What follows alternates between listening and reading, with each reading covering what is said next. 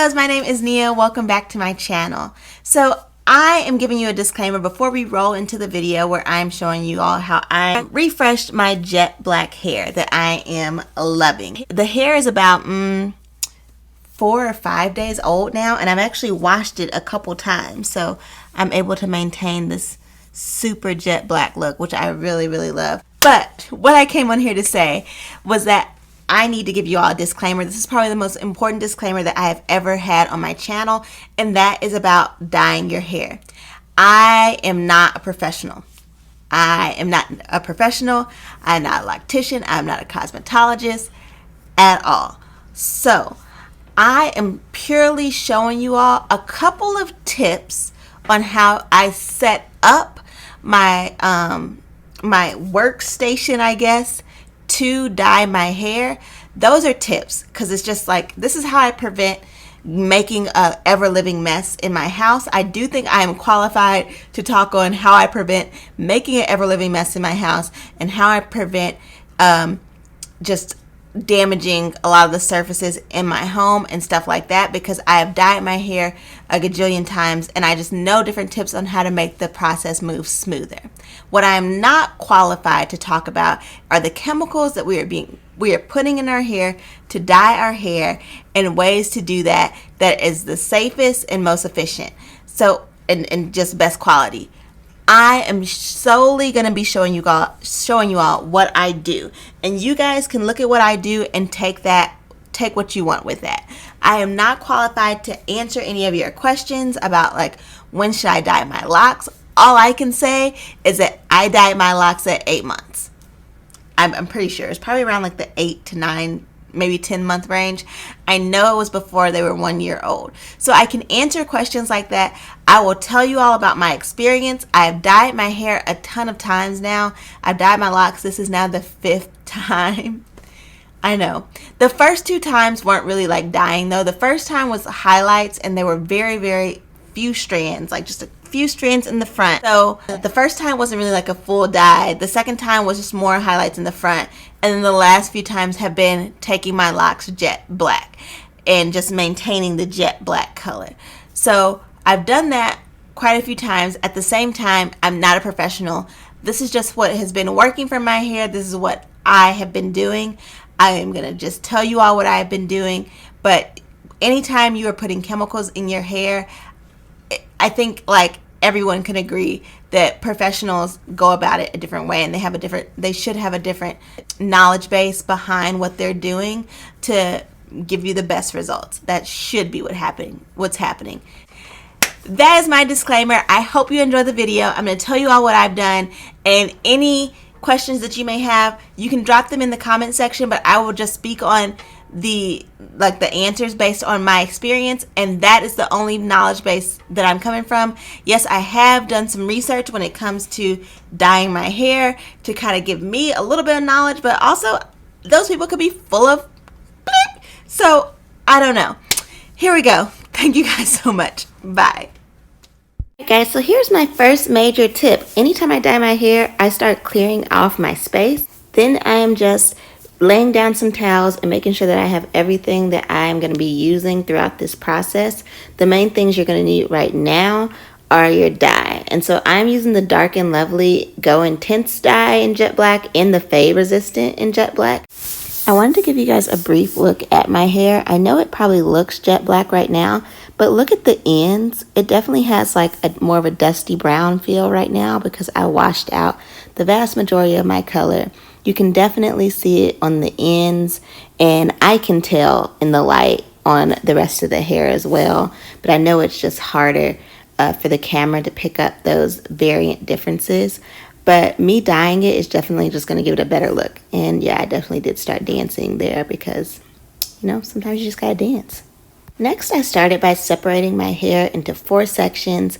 I just think that this makes everything go a lot easier.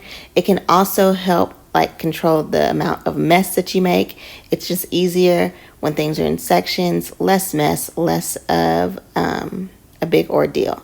So I'm just putting them into the 4 sections using rubber bands. Another off-kilter tip, if you're doing this at home and you live by yourself and you're good to go, I suggest do it naked because then you don't have to take anything off to get into the shower.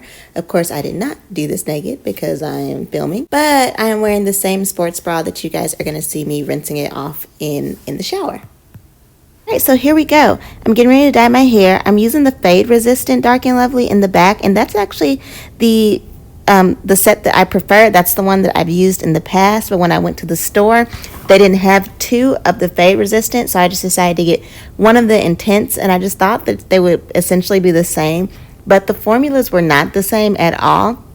Actually, the fade resistant was a looser consistency than the intense one, so I actually prefer a looser consistency because I think that it's easier to wash out. But anywho, so I'm putting the fade resistant on the back. It does take me 2 boxes typically to dye my entire head. My hair is just really thick. It's a lot thicker than it looks, so I use 2 boxes of dye. So I'm just putting that over the back of my locks and just kind of rubbing it in. Please make sure you use gloves. If you don't use gloves, your hands will be a mess. And no matter what I do, even when I use gloves, somehow I still get the dye on my hands. You guys may see at the end when I'm washing my hair that I have some dye on my hands, and yeah, that's just what it is. But try your best not to get the dye on your hands and use the gloves. I used the gloves that came in the packet, but the last time I dyed my hair, I used other gloves that I had bought for cleaning. They weren't like the big rubber gloves, but they were, I don't even know how to describe them. They were just plastic clear gloves that you could buy for your home, and those worked a lot better. So that is a tip. If you have some gloves laying around, you may want to use those instead of these flimsy cheap gloves that you can get in the kits. Once I get all of the dye on my hair, I am going to leave it on for about 20 minutes, 20 to 30 minutes, and I put a plastic bag on my hair to just kind of make sure that I don't get any dye on the walls. Then I'm just going to go in and rinse everything out. I was going to try to rinse it out in sections, but honestly, I don't think that that was making things easier.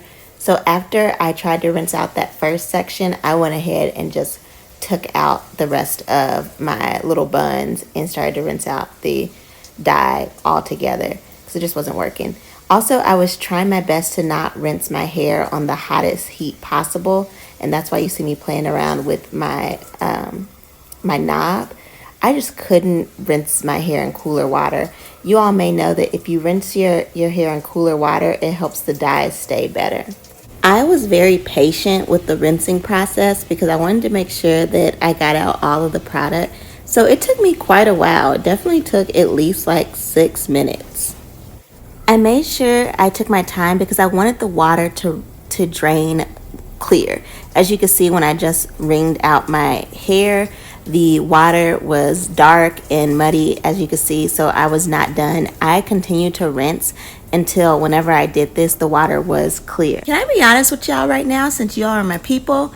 Right now, this isn't like the most effective way to rinse your hair. I just thought I looked like dead A fine. Like, I just thought I looked really fine for a moment.